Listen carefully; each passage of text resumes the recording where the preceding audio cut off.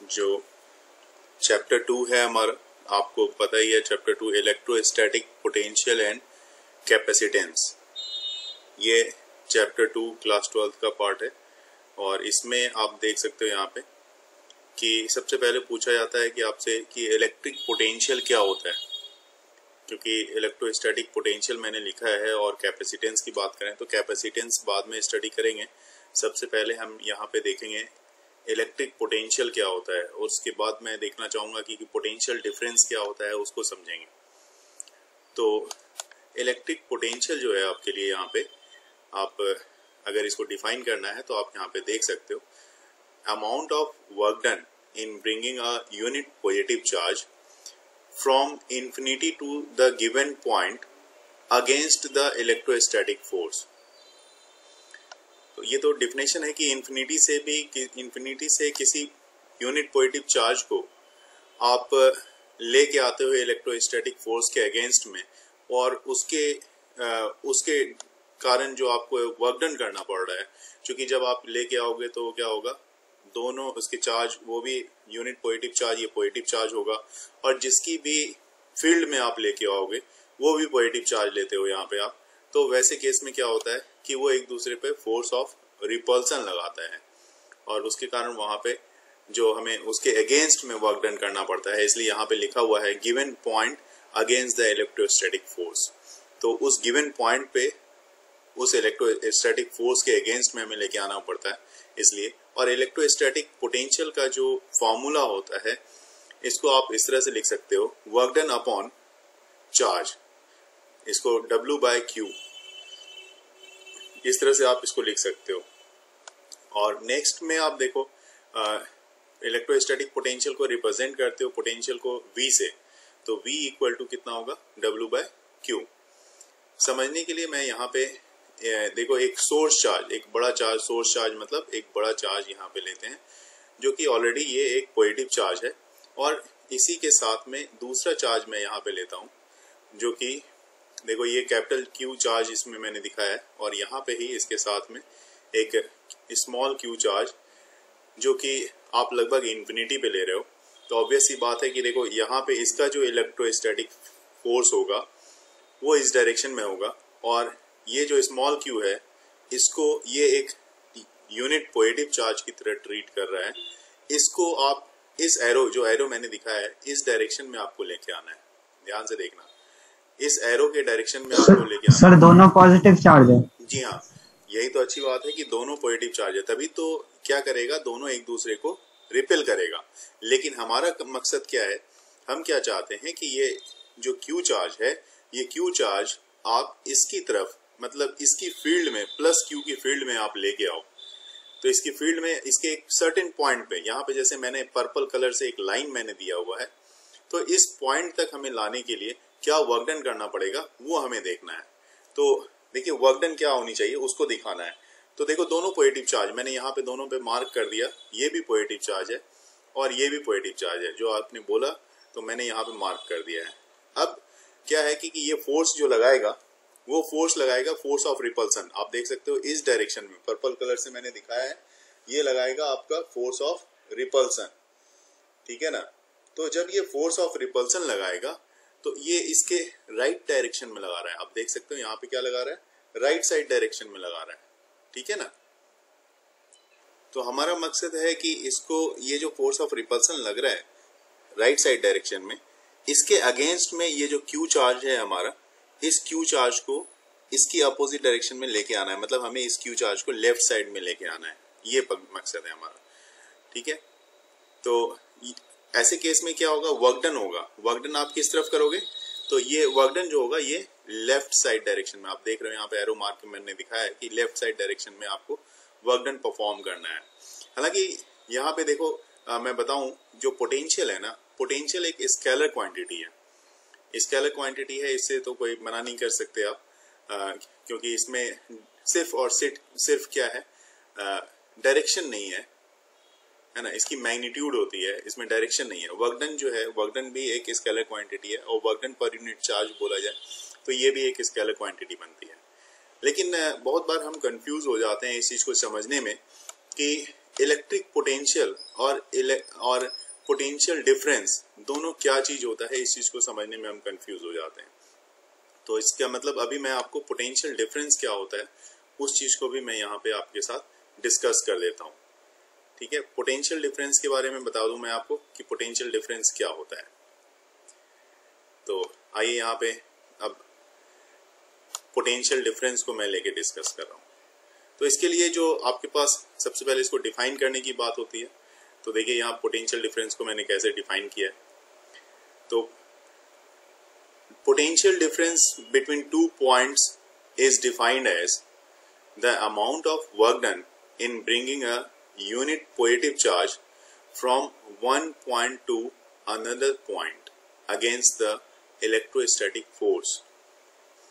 एक पॉइंट से दूसरे पॉइंट में, मतलब यहाँ पे क्या है, दोनों में अगर डिफरेंस की बात की जाए तो बात कर सकते हो आपकी एक पॉइंट से दूसरे पॉइंट के लिए सिर्फ बात की जा रही है। जबकि आपने जब देखा पोटेंशियल में, उसमें क्या था, उसमें था जी कि आप जो वर्क डन कर रहे हो इन्फिनिटी से किसी चार्ज को लेके आ रहे हो। देखो, work done in bringing a unit positive charge from infinity to the given point against the electrostatic force. आप इन्फिनिटी से लेके आ रहे थे, लेकिन यहाँ पे हमारे पास क्या है, दो पॉइंट फिक्स्ड हैं। पोटेंशियल डिफरेंस में मतलब दो पॉइंट के बीच का पोटेंशियल को आपको मेजर करना है, इसलिए दोनों पॉइंट के बीच का पोटेंशियल का डिफरेंस जो होगा उसी को आप पोटेंशियल डिफरेंस कह सकते हो। इसलिए यहाँ पे लिखा है from one point to the another point. ठीक है, अब पोटेंशियल डिफरेंस का फॉर्मूला यहाँ पे क्या होना चाहिए, तो फॉर्मूला सेम वही होना चाहिए, वर्क डन अपॉन चार्ज। जो पोटेंशियल का था, इलेक्ट्रिक पोटेंशियल का था, इलेक्ट्रोस्टैटिक पोटेंशियल का था, सेम फॉर्मूला यहाँ पे work done upon charge W/Q के लिए फिर से आप ले सकते हो। लेकिन थोड़ी सी यहाँ पे रिप्रेजेंटेशन कुछ अलग होगी। तो सबसे पहले रिप्रेजेंटेशन क्या होगी उसको समझने के लिए यहाँ पे दो पॉइंट्स आप यहाँ पे ले लो, एक पॉइंट A है और एक पॉइंट B है। एक पॉइंट A जो है इसके पास का जो पोटेंशियल होगा वो यहाँ पे आप लिख सकते हो कि ये VA का रहा होगा, और B पॉइंट का जो पोटेंशियल रहा होगा ये VB का रहा होगा। तो VA और VB आप यहाँ पे दोनों से रिप्रेजेंट कर दो। ठीक है, तो पोटेंशियल डिफरेंस A और B के लिए अगर बात करें तो इसको रिप्रेजेंट करते हो VAB से।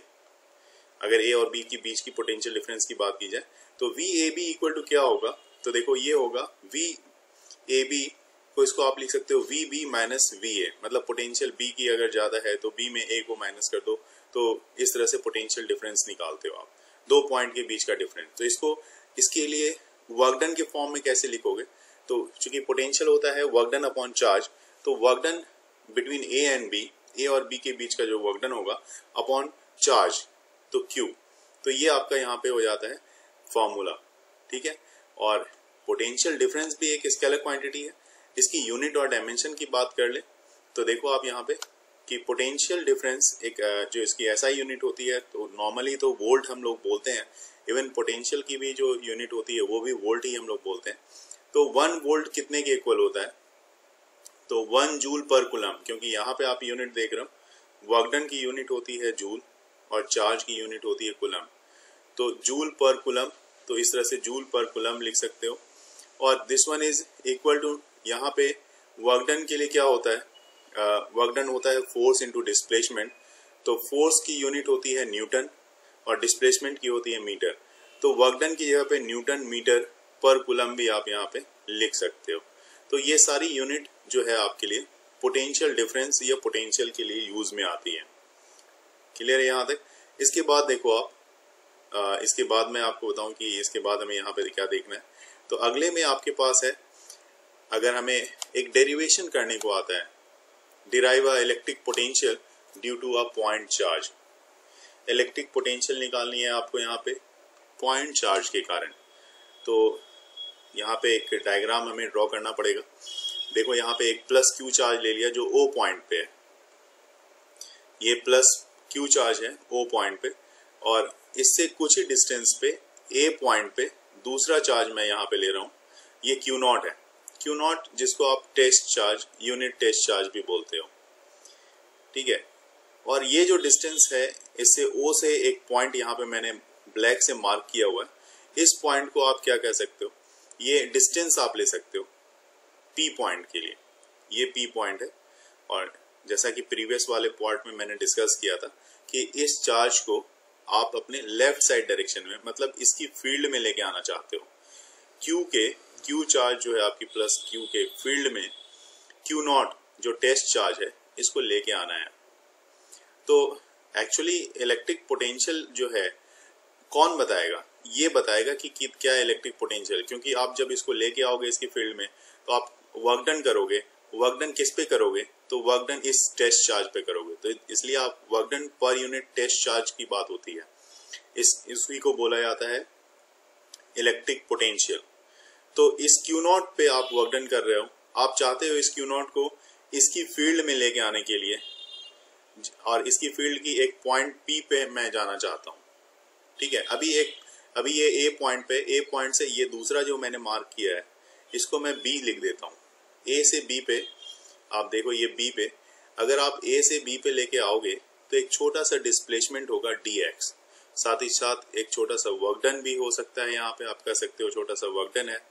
तो A से B पे जब आप लेते के आते हो तो छोटा सा डिस्प्लेसमेंट आप कर रहे हो, जबकि ऐसे केस में ये Q जो है प्लस Q, ये प्लस Q जो है एक सोर्स चार्ज है। सोर्स चार्ज मतलब एक बड़ा सा चार्ज है, इसके रिस्पेक्ट में काफी बड़ा है। क्यू नॉट जो टेस्ट चार्ज है इसके रिस्पेक्ट में ये काफी बड़ा है, तो ये लगाएगा फोर्स ऑफ रिपल्सन इस डायरेक्शन में, राइट साइड डायरेक्शन में। तो ये जैसे मैंने ऊपर में भी अभी डिस्कस किया था कि Q जो है राइट साइड डायरेक्शन में फोर्स लगा रहा है, तो ये फोर्स इस तरह से लगा रहा है राइट साइड डायरेक्शन में। तो आप देख सकते हो यहाँ पे, और ये इस तरह से इंफिनिटी तक, यहाँ पे इसकी जो इंफिनिटी तक इसको आप रख सकते हो कि इंफिनिटी पे चार्ज रहा होगा, और उसको आप इस तरफ लेके आ रहे हो। तो मैंने यहाँ पे एक पॉइंट कंसीडर किया, A से B तक लाने में मान लो suppose to be dx displacement किया, वर्क डन आपकी dw रही होगी। जबकि आप देख सकते हो जिस पॉइंट तक मुझे इसको लेके आना है वो पॉइंट P है, जो कि इस सोर्स चार्ज से इसकी डिस्टेंस, मतलब O से इसकी डिस्टेंस P है। तो OP इक्वल टू R, और अभी जहां पे आपका Q नॉट चार्ज है, टेस्ट चार्ज है, उसकी डिस्टेंस जो है वो x है। ठीक है, ये O से लेके A तक की जो डिस्टेंस है वो x है। तो यहीं से हमारा कैलकुलेशन शुरू होगा और डेरिवेशन शुरू होगा, because we have to find the electric potential due to a point charge. तो पॉइंट चार्ज के कारण इलेक्ट्रिक पोटेंशियल की बात करेंगे हम। तो सबसे पहले कूलम्स लॉ देखना है। कूलम्स लॉ किसके बीच देखना है आपको? कूलम्स लॉ इस प्लस क्यू और इस माइनस क्यू के बीच। तो प्लस क्यू और माइनस क्यू के बीच की जो डिस्टेंस है वो कितनी है? वो x की डिस्टेंस है। यहाँ से यहाँ तक की जो डिस्टेंस है ना, वो x की डिस्टेंस है, और चार्ज जो है एक q है, एक q नॉट है। तो फॉर्मूले के हिसाब से फॉर्मूला जो कूलम्स लॉ का होता है k q, एक चार्ज q, दूसरा charge q not, k q not upon x square. तो आप फॉर्मूला यहाँ पे लिख सकते हो इसके लिए, k q not upon x square. ये फॉर्मूला हो गया कूलम्स लॉ के लिए। इसी तरह से दूसरा फॉर्मूला भी हमें लगाना होगा जो वर्क डन का है, क्योंकि आप यहाँ पे वर्क डन कर रहे हो, A से B पे लेके आ रहे हो ना। तो स्मॉल वर्क डन dw, छोटा सा work done equal to force into displacement F into dx। देखो यहाँ पे फोर्स किधर लग रहा है? राइट साइड डायरेक्शन में। जो फोर्स ऑफ रिपल्सन है, जो Q चार्ज, जो सोर्स चार्ज लगा रहा है फोर्स, वो राइट साइड डायरेक्शन में लगा रहा है। और एक फोर्स लग रहा है आपका, आप जो लगा रहे हो इसको इस तरफ लाने के लिए लेफ्ट साइड में, वो लगा रहे हो आप डिस्प्लेसमेंट के डायरेक्शन। डिस्प्लेसमेंट आप इस तरफ dx कर रहे हो। तो फोर्स और डिस्प्लेसमेंट के बीच की एंगल कितने की बनेगी, ये समझना हमारे लिए जरूरी हो जाता है। तो देखो मैं दोनों को मैं यहाँ पे दिखा रहा हूँ, आप देख सकते हैं यहाँ पे कि फोर्स जो रेड कलर से था मैं इस तरफ दिखा रहा हूँ, रेड कलर से राइट साइड डायरेक्शन में, और डिस्प्लेसमेंट जो हुई है वो लेफ्ट साइड डायरेक्शन में हुई है। तो इस दोनों के बीच की जो एंगल बनेगी, ये ऑब्वियस सी बात है, ये एंगल बनेगी आपकी 180 डिग्री की। तो F dx cos 180 डिग्री। ठीक है, ये हो गया आपका 180 डिग्री, और 180 डिग्री जो होता है उसकी वैल्यू होती है -1। तो यहाँ पे हो जाएगा -F इंटू dx। तो वर्क डन जो हो गया वो तो आपने निकाल लिया। तो ये चीज हो गई net work done in moving the charge Q naught from infinity to the point P।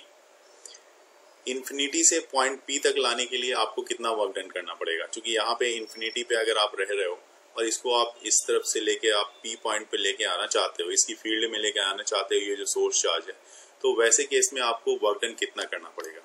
तो आप एक लिमिट लेके काम कर सकते हो। यहाँ पे जो इंटीग्रेशन करना पड़ेगा मुझे, तो मैं यहाँ पे इंटीग्रेशन करके करूंगा। चूंकि ये एक छोटा सा वर्क डन था, अगर नेट वर्क डन की बात करें तो आपको इंटीग्रेट करना पड़ेगा। D W that means integration of D W का है ये पार्ट, और जो कि minus F into D x, तो माइनस आप इंटीग्रेशन से बाहर कर दो और एफ की जगह पे आप फॉर्मूला भी रखोगे आप, तो एफ इंटू डी एक्स। और लिमिट देखो, इंटीग्रेशन की लिमिट जो है इन्फिनिटी से आर तक लेके जा रहे हो आप, तो यहाँ पे इन्फिनिटी से आर तक आपने दिखा दिया है। तो this one is equal to minus infinity से आर तक ले लिया लिमिट, और फोर्स का फॉर्मूला जो यहाँ पे है के Q not upon x square, ये फोर्स का फॉर्मूला मैं रख रहा हूँ, ये रख दिया इंटू डी एक्स। अब देखो इसमें क्या है, इंटीग्रेशन तो आपको आता ही होगा, जिसमें डी एक्स जो है ये एक वेरिएबल पार्ट है। डी एक्स क्या है, एक वेरिएबल पार्ट, और ये कांस्टेंट है, के क्यू नॉट ये कांस्टेंट है। तो x अगर वेरिएबल पार्ट है तो x को यहाँ पे अगर आप देखोगे ध्यान से, तो इसको आप अगर आप ऊपर लेके जाओगे तो x पे पावर -2 हो जाएगा। ठीक है ना, इसको आपको ध्यान से देखना होगा। x पे पावर क्या हो जाएगा, -2 हो जाएगा।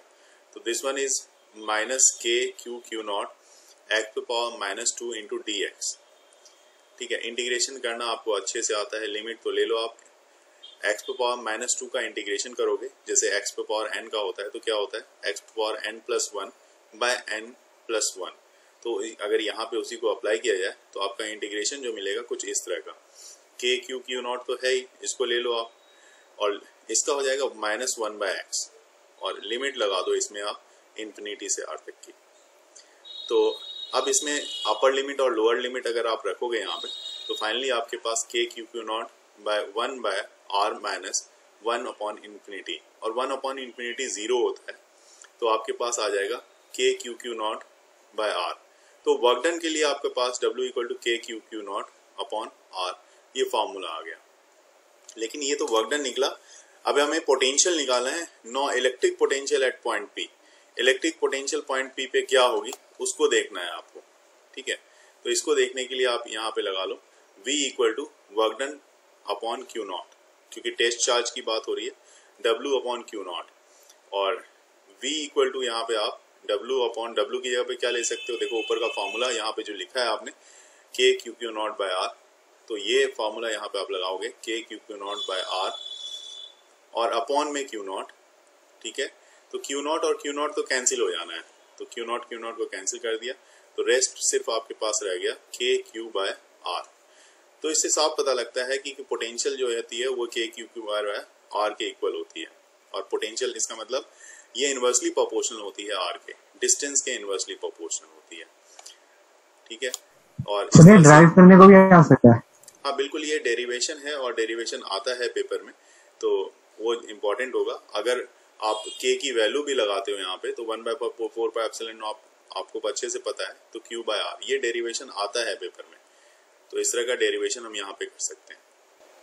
क्वेश्चन ही आएगा आपको कि डिराइव एन इलेक्ट्रिक पोटेंशियल या derive an expression for the electric potential at a point along the axial line of the short dipole।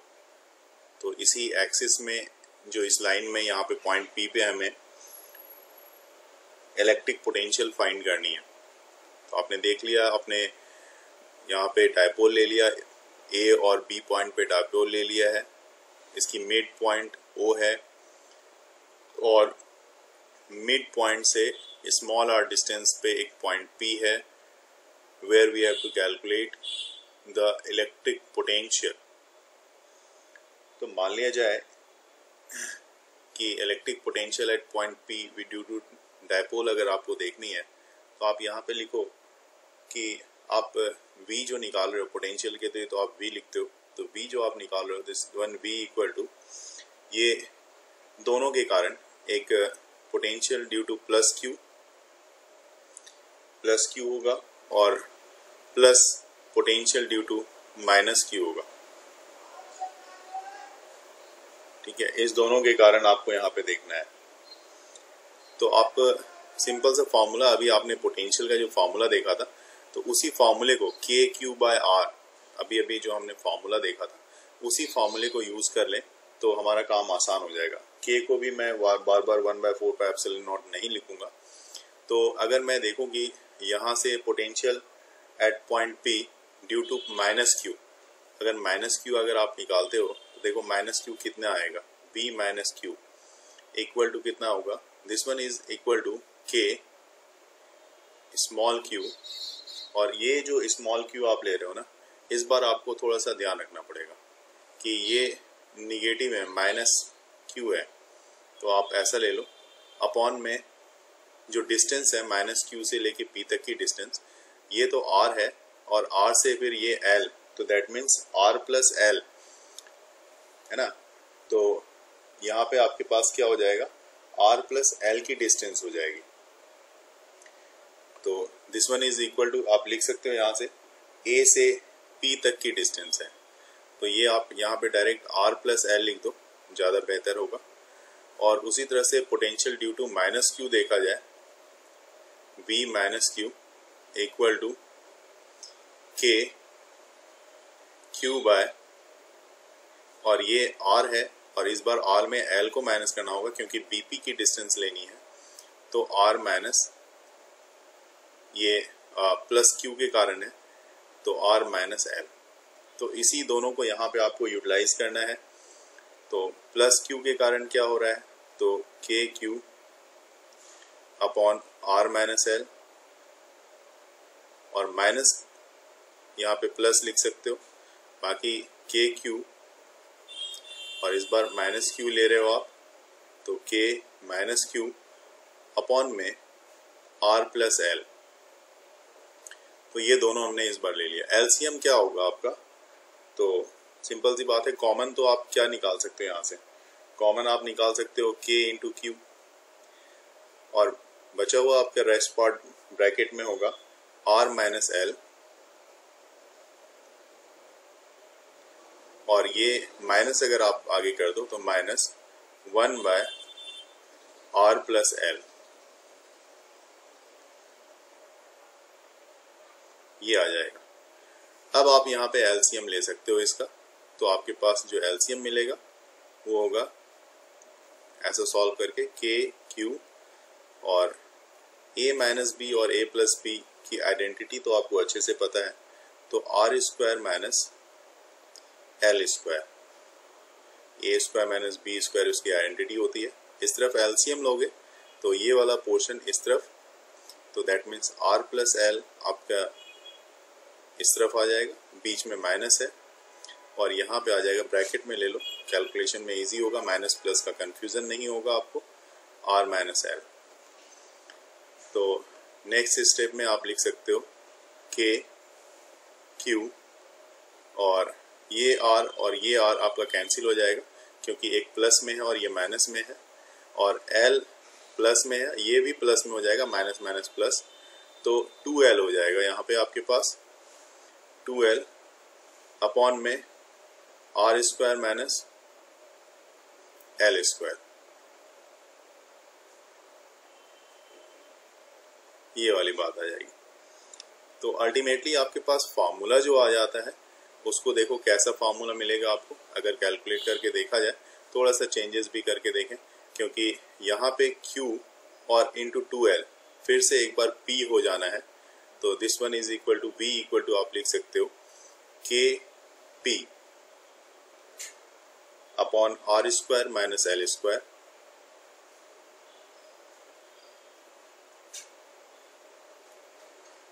इस तरह का आपके पास रिजल्ट आ जाएगा। तो चाहो तो आप इसको बॉक्स में भी रख सकते हो यहाँ पे। फॉर शॉर्ट डायपोल, अगर शॉर्ट डायपोल की बात की जाए, मतलब डायपोल अगर काफी छोटा हो, तो वैसे केस में तो आपको पता ही है कि जो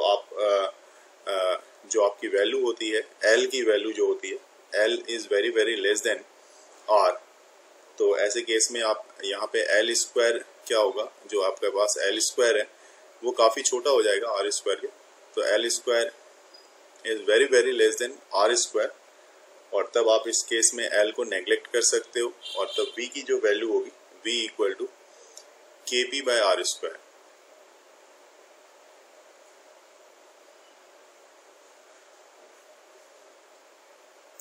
ये पोटेंशियल V की वैल्यू आपके पास यहाँ पे आ जाएगी शॉर्ट डायपोल के केस में। ध्यान रखेंगे, शॉर्ट डायपोल के केस में ये वाली वैल्यू मिलेगी आपको। जैसा कि हमें इस बार इलेक्ट्रिक पोटेंशियल इक्वेटोरियल पॉइंट पे निकालनी है डायपोल के कारण, तो डायपोल तो आपके पास रेडी है। इक्वेटोरियल मिड पॉइंट आपने एक्सियल के लिए जब निकाला था तो आपको याद होगा, एक्सियल के लिए इस तरह का इस अलोंग द एक्सिस हमने सेलेक्ट किया था। तो अलोंग द एक्सिस, तो एक्सिस के अलोंग ये था, लेकिन आपको अगर आपको अलोंग द एक्सिस नहीं लेके इक्वेटोरियल में लेना है तो परपेंडिकुलर टू द एक्सिस इस बार सेलेक्ट करना पड़ेगा आपको। तो ये आपका परपेंडिकुलर टू द एक्सिस कुछ इस तरह का जाएगा ऊपर की तरफ, तो ये परपेंडिकुलर टू द एक्सिस हो गया आपको। आप क्या बोलोगे? इक्वेटोरियल, ठीक है। और इक्वेटोरियल में जैसे कि ये इस एक्सिस से 90 डिग्री बना रहा है, तो इसकी जो दोनों पोजीशंस होंगी, यहाँ से इसको आप ज्वाइन करो। ये पॉइंट, यहाँ पे आप जो पॉइंट सेलेक्ट करने जा रहे हो, ये पॉइंट आपका इस पॉइंट पे ये P पॉइंट है, where we have to calculate the electric potential. जैसे एक्सियल में हम लोग इलेक्ट्रिक पोटेंशियल निकालते थे, इसी पॉइंट P पे।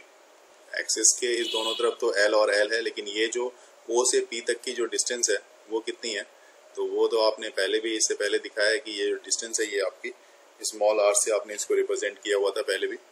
और ये जो बनेगा B से P या A से P तक की जो डिस्टेंस होगी, ये पैथागोरस लॉ पे डिपेंड करेगा, क्योंकि ये 90 डिग्री है और ये L है, तो ऑब्वियस सी बात है ये आपका हो जाएगा under root R square plus L square. और दूसरा, जैसे BP की ये डिस्टेंस है, उसी तरह से AP की भी डिस्टेंस सेम होगी, वो भी R square plus L square की ही होगी, सेम डिस्टेंस। दोनों की डिस्टेंस आपकी यहाँ पे सेम होगी।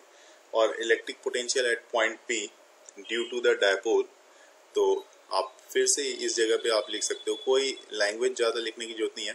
एक V प्लस Q निकालना होगा आपको, और दूसरा आपको निकालना होगा V माइनस Q, ठीक है। इससे ज़्यादा कुछ नहीं चाहिए। तो V प्लस Q आपके पास क्या होगा? KQ अपॉन डिस्टेंस का, ये जो डिस्टेंस है वो डिस्टेंस अगर आप प्लस Q के कारण ले रहे हो, ये प्लस Q के कारण है, तो प्लस Q के कारण ये जो डिस्टेंस है यहाँ से यहाँ तक BP, जो कि R under root R square plus L square का है।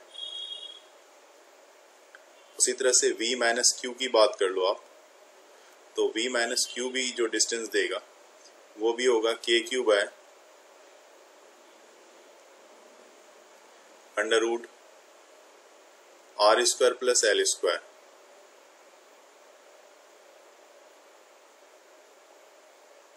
लेकिन यहाँ पे आप ध्यान रखना होगा आपको सिर्फ एक बात की, जैसे हमने पोटेंशियल में लिया था, तो यहाँ पे माइनस Q के कारण लोगे तो माइनस Q होगा, तो इस माइनस Q को मैं आगे की तरफ कर रहा हूँ, तो ये माइनस Q हो गया।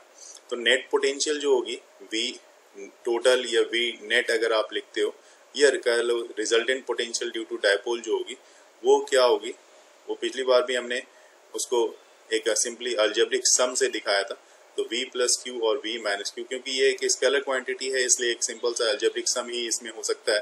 तो अगर आप इसको लिखते हो V प्लस Q का, तो ये आपके पास KQ by under root R square plus L square,